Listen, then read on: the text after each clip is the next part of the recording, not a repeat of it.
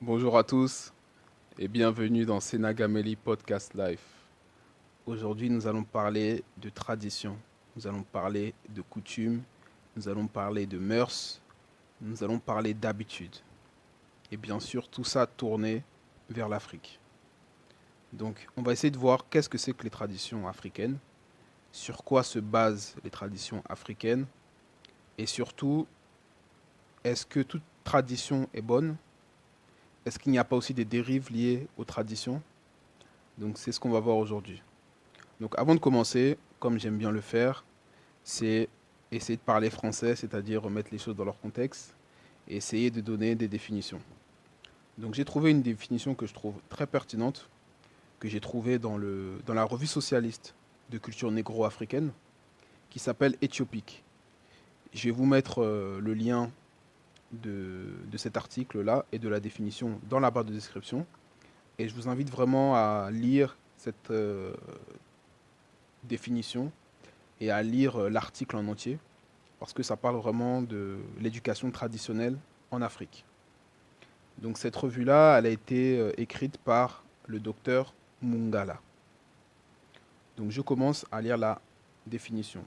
Alors la définition, elle est plutôt longue, mais je vais seulement me limiter à la première partie de la définition, et après je vais développer différents points qui sont abordés dans cette définition. Alors, par tradition, nous entendons un ensemble d'idées, de doctrines, de mœurs, de pratiques, de connaissances, de techniques, d'habitudes et d'attitudes transmis de génération à génération aux membres d'une communauté humaine. Donc pour résumer brièvement, on peut dire que la tradition est un ensemble de pratiques qui sont transmises de génération en génération. Maintenant, on peut essayer d'aborder l'aspect transmission. Dans le sens où pour moi, je pense que si les traditions ont été perpétuées, si elles ont été instaurées, pour beaucoup, pour la plupart des traditions, c'est parce que on a reconnu que c'était bénéfique pour la société, que c'était bénéfique pour la communauté. Donc ces traditions-là ont perpétué. Et si on prend les communautés africaines ancestrales, elles étaient vraiment basées sur l'entraide, la solidarité, toutes ces choses-là. Donc le fait d'avoir des traditions qui vont dans ce sens permettait aussi d'avoir une bonne cohésion dans les communautés et de faire que parmi les communautés, il y avait un certain équilibre. Et on peut aussi se poser la question, pourquoi certaines traditions ont été modifiées? Pourquoi ont-elles été changées? Est-ce que c'est parce que certaines personnes ont voulu mettre à leur avantage certaines traditions? Ou est-ce que aussi parce qu'il n'y avait pas des problèmes dans la modernité, dans le milieu contemporain à certaines époques, qui a fait que ces traditions-là ont été modifiées par les gens? Donc c'est vraiment ce qu'on va essayer de voir aujourd'hui dans ce podcast. Donc pour ce faire, je vais aborder quatre aspects. Le premier aspect, c'est l'éducation. Le deuxième aspect, c'est les valeurs africaines, avec un focus sur la solidarité. Le troisième aspect, c'est d'un point de vue matrimonial, donc tout ce qui a trait au mariage et notamment la dot. Donc il y aura un focus sur la dot. Et le quatrième aspect, c'est les rites funéraires. Donc avec un focus sur les différents rites funéraires et la place en fait du décès dans la communauté. Donc lorsqu'on parle d'éducation, on parle notamment de ce qu'on appelle le droit d'aînesse. Donc le droit d'aînesse, qu'est-ce que c'est? C'est un principe qui veut que l'on respecte toutes les personnes qui sont plus âgées que nous. Que ce soit nos parents, bien sûr, nos grands-parents, nos tantes, nos oncles, nos grands frères, nos grandes sœurs. Donc ça, c'est dans le cadre familial, mais pas uniquement. Ça peut être nos professeurs, des voisins, des voisines, ou bien toute personne qui nous est inconnue, mais qui est plus âgée que nous. Donc c'est ça un peu le droit d'aînesse. Et ça passe aussi par le fait que toutes ces personnes-là qui sont plus âgées que nous, on n'a pas le droit de les appeler par leur prénom directement. Donc en français, on dit généralement tonton, tata. Ça peut être aussi monsieur, madame. Mais dans les langues africaines, par exemple, je sais que les Congolais disent yaya. Chez nous, au Togo, on dit fo ou bien da. Donc on a des mots comme ça pour montrer en fait le respect envers les aînés. Donc qui dit droit d'aînesse dit aussi le fait que des personnes plus âgées Si elles remarquent que nous avons des comportements qui ne sont pas en accord avec les normes ou avec les valeurs de la société, ces personnes-là peuvent nous réprimander. Donc ça peut être des réprimandes verbales, c'est souvent le cas, ça peut être aussi physique. Je vais vous donner un exemple. Si par exemple il y a des enfants qui se battent dans la rue et qu'il y a une personne plus âgée qui les voit, la personne plus âgée va pouvoir leur dire arrêtez de vous battre, arrêtez de vous battre. Et c'est quelque chose qui sera perçu comme normal. Donc on voit, en tout cas pour les personnes qui ont vécu en Occident, on voit clairement le clivage entre la façon dont les choses se passent en Occident, où une personne, même si elle est âgée, et qu'elle voit des enfants qui ne sont pas les siens, et ben, elle n'osera pas faire de remarques sur ses enfants, parce que dans la culture, ce n'est pas ses enfants, donc c'est un peu du chacun pour soi. Donc je m'occupe de mes affaires, et si ces enfants se blessent ou autre, ben, c'est leur problème. Tandis qu'en Afrique, c'est pas du tout le cas, et même si ça se perd un peu de nos jours, c'est quelque chose qui reste quand même très présent dans la culture africaine. Donc ça, c'était pour le droit d'aînesse. Maintenant, par rapport à l'éducation, moi, la façon dont je vois ça, c'est pour moi une éducation quand même assez participative. Participative dans le sens où les enfants, généralement, participent aux tâches quotidiennes, que ce soit de la maison, ou viennent aussi en aide à leurs parents. Dans le sens où lorsque le soleil se lève, généralement les gens sont déjà levés. Donc ça peut être parfois à 4h30, 5h, 5h30, où les gens nettoient la maison. Et ensuite, les enfants peuvent aussi donner un coup de main à leurs parents lorsqu'ils vont faire leurs différentes activités. Donc je vois vraiment l'éducation africaine comme une éducation participative qui donne de la valeur au travail, qui donne de la valeur à l'effort, et pas du tout dans le fainéantisme. Je vois aussi l'éducation africaine sous l'angle de la transmission. Donc transmission de la langue ou des langues, transmission à travers des proverbes, à travers des chants, à travers des danses, à travers des contes, des légendes. Donc tout ce qu'on appelle aussi la tradition orale. Et toutes ces choses-là vont permettre à l'enfant de se construire et d'acquérir des connaissances sur son peuple et sur sa culture. Donc ça, on va dire que c'est l'aspect très bénéfique et très positif des traditions et de l'éducation africaine.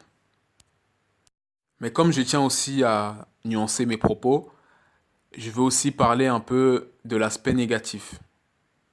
Donc si on prend le droit d'aînesse, on peut se rendre compte que parfois lorsque les adultes réprimandent les enfants n'ont pas le droit à la parole. Les enfants n'ont pas le droit à la parole, ils doivent la boucler, ils n'ont rien à dire. Et ça peut être aussi frustrant.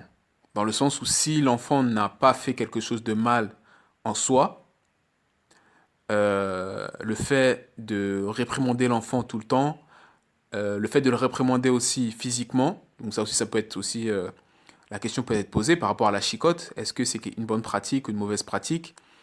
Donc ça, la question peut être posée, mais moi je voyais plutôt ça de l'angle de l'autorité en fait. Ou si l'enfant n'a pas la possibilité de s'exprimer, de parler dans différentes situations, n'a pas la possibilité aussi de demander pourquoi, eh ben ça peut poser problème. Donc ça, pour moi, c'est une première dérive de l'éducation. Et donc du coup, je vais faire une transition avec ce que je disais tout à l'heure.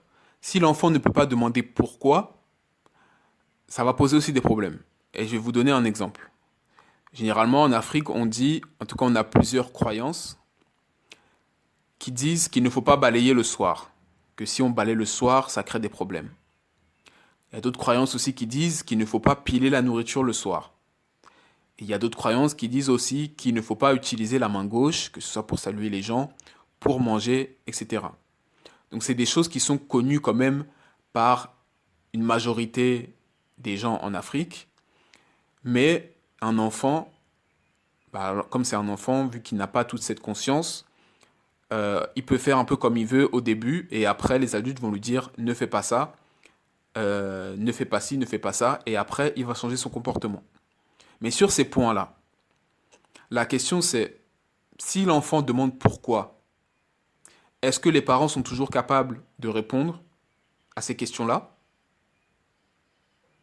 Est-ce que c'est parfois aussi pas de la superstition dans le sens où, par exemple, le fait de ne pas balayer le soir, bah, on a un peu l'impression que c'est un peu de la superstition parce que les personnes ne nous disent pas forcément pourquoi il ne faut pas balayer le soir. Est-ce que vous voyez un peu ce que je veux dire? C'est que ce sont des choses qui ont été transmises, mais le sens et la signification derrière ces choses-là ne sont pas forcément connus de tout le monde.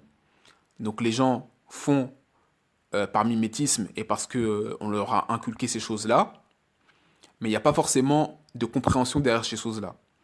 Et donc du coup, nous, enfin si je dis nous, un peu notre génération, on est un peu cette génération, en tout cas pour nous qui avons grandi en Occident, où on veut un peu remettre les choses en question. Et lorsqu'on a certaines traditions, en tout cas certaines croyances comme ça, on a tendance à vouloir savoir pourquoi, surtout en grandissant. Et lorsque nos parents ou même d'autres personnes ne sont pas capables de nous répondre, eh ben ça peut être une frustration. Et même le fait de demander, en fait, parfois, ça peut être vu comme un manque de respect. Donc ça aussi, ça peut être aussi un côté négatif, dans le sens où la tradition en elle-même n'est pas connue en tant que telle, la signification derrière les traditions n'est pas connue. Les gens ont seulement des notions ou des choses qui leur ont été inculquées, mais le sens profond des choses n'est pas connu des gens. Donc ça aussi, c'est un aspect, je pense, qui est quand même négatif. Donc maintenant, on va parler des valeurs africaines et notamment de la solidarité, qui, je pense, est une valeur fondamentale dans les sociétés africaines. Car ces sociétés, pour la plupart, étaient et sont des sociétés communautaires, dans le sens où il y a une primauté de la communauté sur l'individu. La cohésion du groupe, l'entraide, toutes ces choses-là sont vraiment des choses importantes. Et il y a un adage qui résume très bien ça. Si la case de ton voisin brûle, hâte-toi de l'aider à l'éteindre, de peur que le feu de celui-ci ne s'attaque à la tienne. Donc ce proverbe-là, cet adage-là, montre vraiment que s'il arrive quelque chose de mal dans la communauté, quelque chose qui touche notre voisin, notre frère, notre sœur, eh ben on se trouve vraiment affecté et ça peut être négatif aussi pour nous. Donc c'est un peu l'état d'esprit Ubuntu. Je suis parce que nous sommes. Donc il y a cette cohésion de groupe, cette idée de groupe. Et c'est vraiment cet état d'esprit qui pour moi, montre la force et la valeur des sociétés africaines. Et même si avec la modernité et l'adoption de traditions qui ne sont pas propres à l'Afrique, certaines de ces valeurs-là ont tendance à régresser, à diminuer, ces valeurs-là sont vraiment un socle et restent vraiment une base en fait pour ces sociétés et pour les gens du coup qui sont dans ces sociétés. C'est cette même solidarité qui fait qu'entre les membres d'une communauté, entre les membres d'une famille, lorsqu'il y a un décès, lorsqu'il y a un problème, les gens s'aident. C'est cette même solidarité qui fait que les membres d'une famille se cotisent pour payer les études d'une personne ou bien pour aider cette personne à partir à l'étranger. C'est cette même solidarité qui fait que les personnes à l'étranger envoient des fonds à leur famille en Afrique.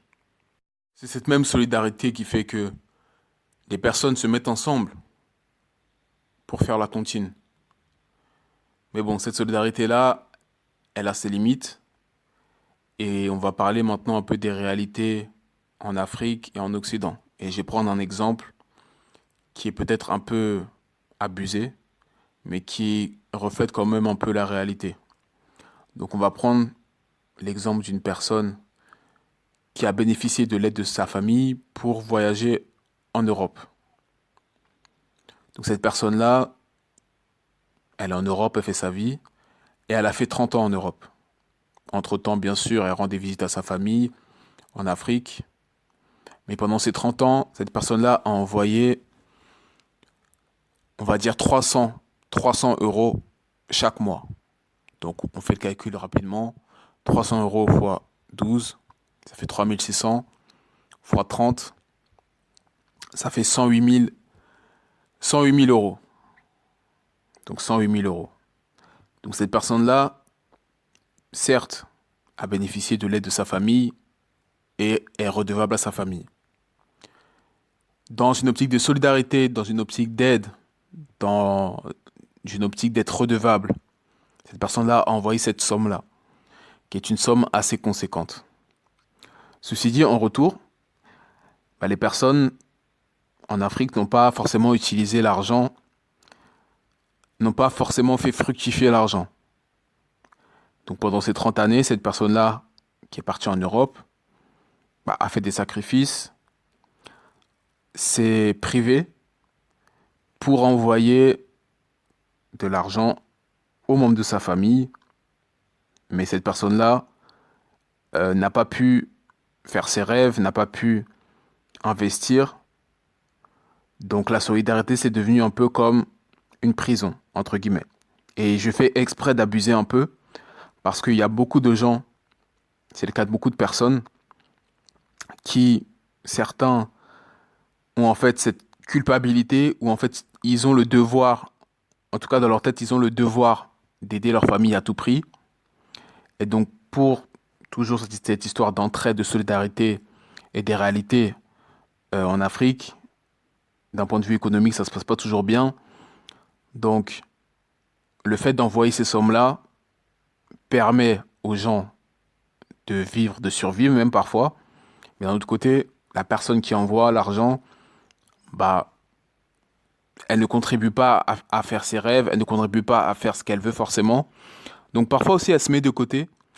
Et c'est vraiment cet aspect-là qui, qui, euh, qui souligne en fait cette solidarité à double tranchant.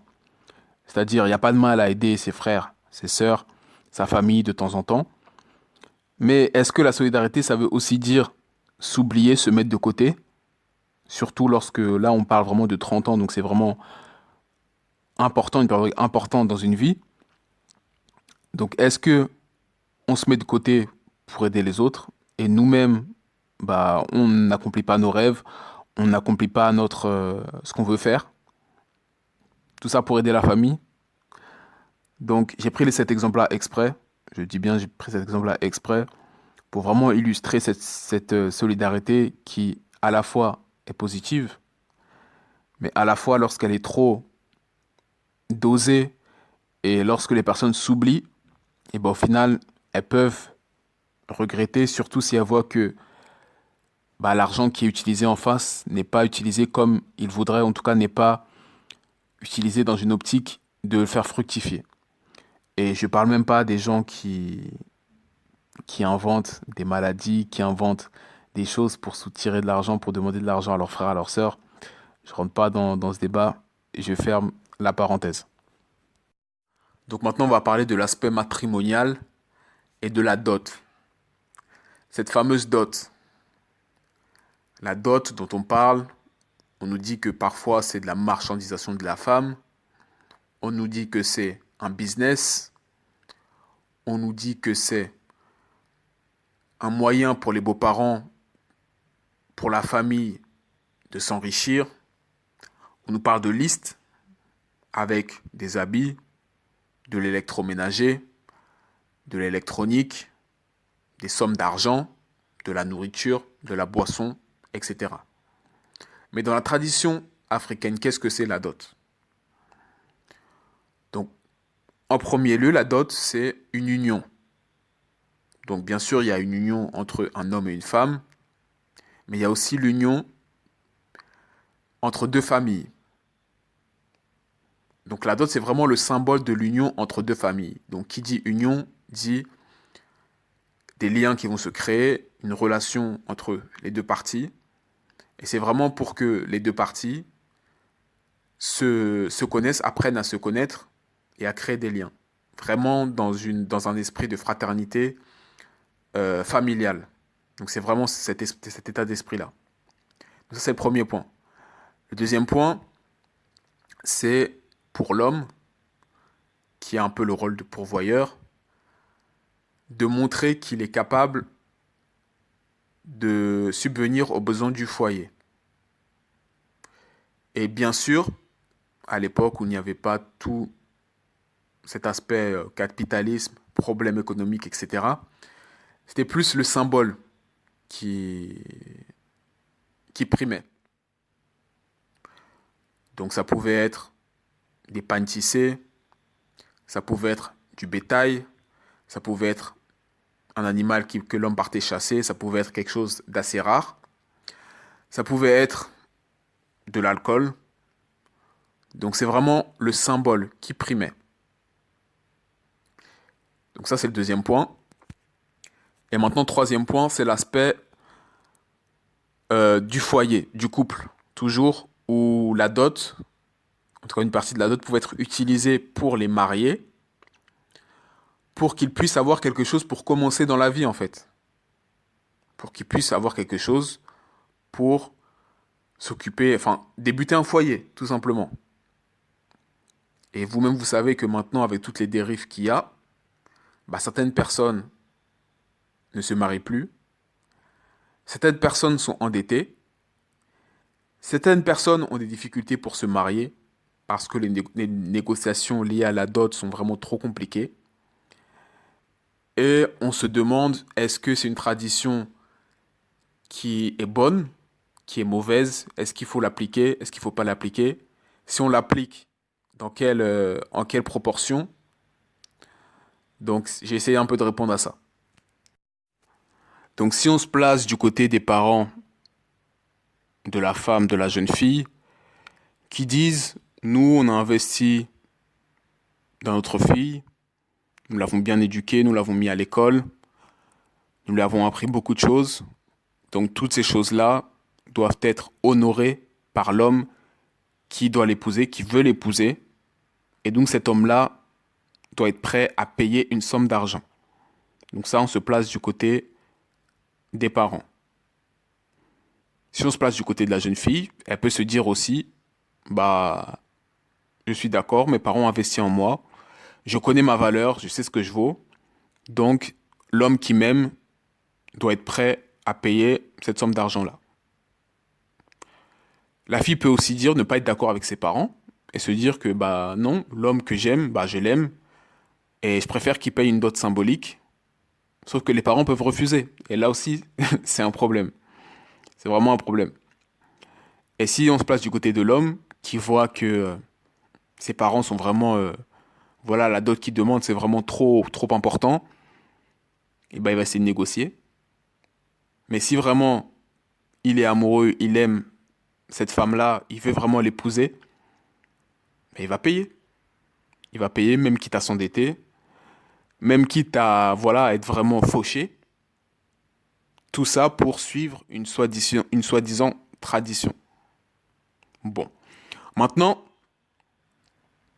j'avais vu une publication un jour, c'était une liste avec différentes caractéristiques.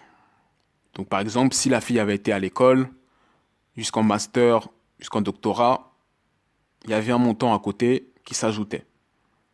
Si la fille savait bien cuisiner, savait bien préparer, il y avait un montant qui s'ajoutait. Si la fille était vierge, si elle n'avait pas d'enfant, ça aussi, il y a de l'argent qui s'ajoutait. Et de fil en aiguille, l'argent s'ajoutait et c'était vraiment comme au magasin en fait, où je cherche un produit, donc je vois les différentes caractéristiques, et plus il y a du caractéristique, plus le produit est cher. Et c'est vraiment ça que ça m'a fait en fait.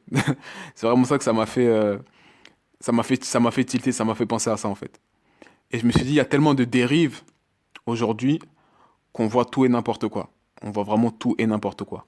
Après, on peut comprendre que d'un point de vue économique, c'est compliqué, que ça peut être un moyen aussi, peut-être pas de s'enrichir, mais en tout cas, un moyen d'avoir des revenus. Ça se comprend. Mais ce qu'il ne faut pas oublier, c'est que lorsque des personnes se marient, c'est pour construire quelque chose. Et si, même au début, elles n'ont rien, comment elles vont faire pour vivre? Si elles s'endettent pour se marier, comment elles vont faire? Et là, je parle juste de la dot.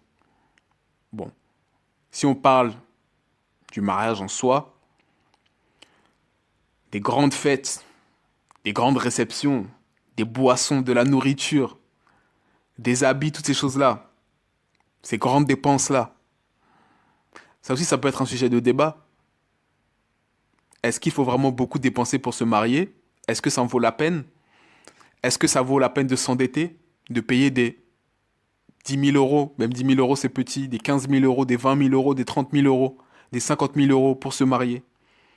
Donc ça aussi, ça peut être une question. Mais je ferme la parenthèse. Donc moi, le problème de la dot, je le vois d'un point de vue déjà idéologique. Est-ce que les personnes voient plus ça comme un symbole ou est-ce que les personnes voient plus ça comme quelque chose qui doit répondre à leur réalité, c'est-à-dire à leurs problèmes économiques, ou bien ça peut être aussi par rapport à leurs valeurs, où ils considèrent que, comme je l'ai dit, l'éducation donnée à la fille, toutes ces choses-là doivent se monnayer, entre guillemets, ou doivent faire l'objet d'une compensation, d'une amende, entre guillemets. Donc ça, c'est le premier point. Et le deuxième point, c'est en tant que tradition. Parce que si on parle d'argent, si on parle de valeur monétaire, est-ce que du coup, l'aspect tradition n'est pas remis en cause? Donc ça aussi, c'est un aspect que je laisse chacun réfléchir. Et on voit que cette tradition-là évolue avec le temps. Donc, les traditions évoluent avec le temps. Les traditions ne sont pas figées. Elles évoluent avec le temps. Maintenant, c'est à nous aussi d'essayer de les corriger pour que ces traditions-là nous soient bénéfiques. Pour que ces traditions-là soient en accord avec ce qu'on pense et soient en accord avec nos réalités. Alors là, on va parler de rites funéraires, de décès, de la mort dans les sociétés africaines. Donc la mort, généralement, est perçue d'une façon différente dans les sociétés africaines que dans les sociétés occidentales. Parce que la mort, déjà, les morts ne sont pas morts, les morts sont toujours vivants. Donc ça, c'est la première chose. Et sans rentrer dans la spiritualité africaine, il y a cette notion de réincarnation. Bon, je ne rentre pas plus dans les détails. Si vous voulez vous informer sur les différentes spiritualités ou sur la spiritualité africaine, n'hésitez pas à acheter des livres, à lire des articles, à regarder des vidéos qui pourront vous renseigner sur ça. Mais ce que je voulais dire, c'est que la mort, en tout cas, est une composante euh, des sociétés africaines, dans le sens où il y a des cérémonies, il y a des rites, il y a des pratiques spéciales. Donc déjà, il y a tout ce qui est le respect aux morts. Donc le respect aux morts, c'est-à-dire que lorsqu'une personne décède, il y a des rites qui varient selon les différentes cultures, mais qui sont effectués. Donc il y a des rites.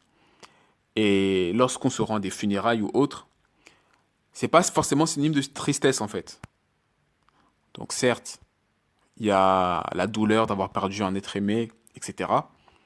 Mais il y a aussi cet aspect où cette personne-là s'en va vers, voilà, quelque part de lointain, retourne un peu à la maison, retourne un peu, voilà, en tout cas s'en va vers un endroit plutôt paisible, en tout cas vers un endroit, vers une destinée, si je peux dire comme ça. Et c'est pas forcément synonyme de tristesse. Et on le voit très bien, où lors des funérailles, ça danse, ça chante, ça mange, etc. Et sans rentrer plus dans les rites, etc., parfois, il y a des coups de feu qui sont tirés pour rendre vraiment hommage à la personne décédée. Donc il y a vraiment ce respect en fait de la personne décédée. Et en souvenir de cette personne-là, différentes choses peuvent être faites. Donc ça dépend vraiment aussi des cultures.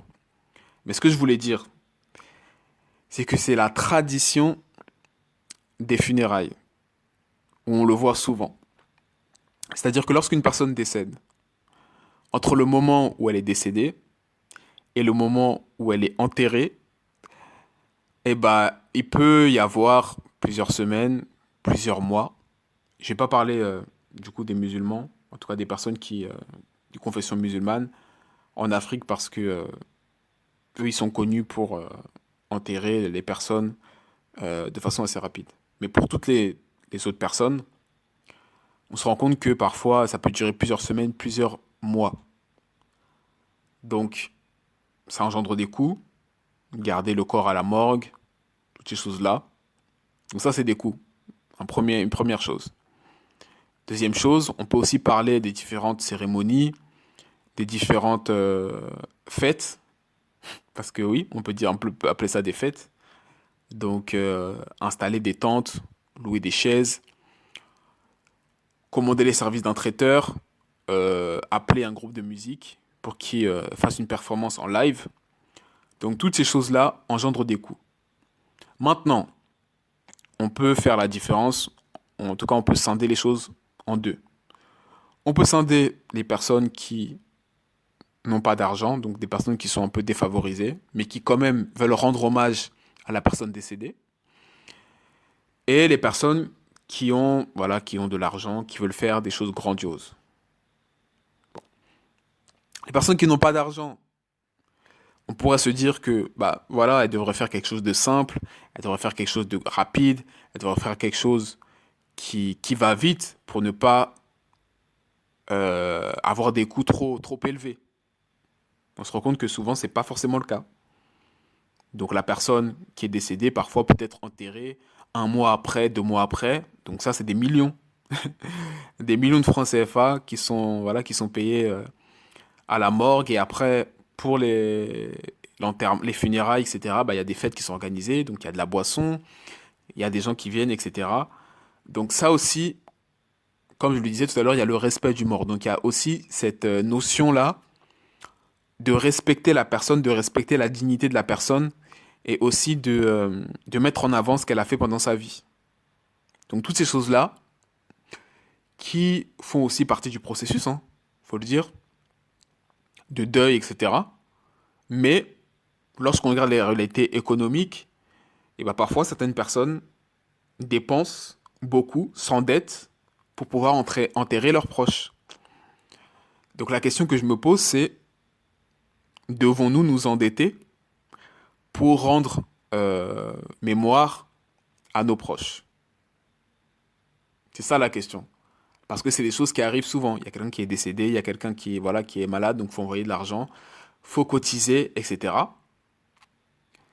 Mais c'est une question que je me pose parce qu'on parle beaucoup d'économie, on parle beaucoup d'argent.